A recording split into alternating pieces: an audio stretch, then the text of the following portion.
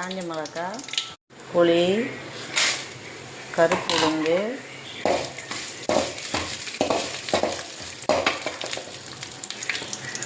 இஞ்சி,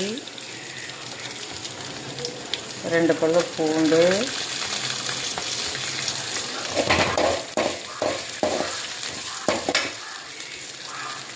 பீக்கங்காய்,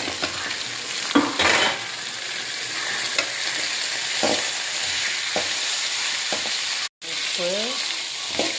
இது நல்லா வதக்கணுங்க.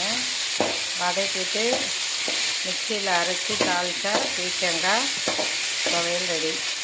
இங்கே பாருங்க, மிக்சியில் போட்டு அரைச்சிட்டேன். பீக்கங்காய் துவையல் ரெடி. நீங்களும் இதுமாரி செய்து சாப்பிட்டு பாருங்கள். நல்லா இருந்தால் கமெண்ட் பண்ணுங்கள், லைக் பண்ணுங்கள், ஷேர் பண்ணுங்கள்.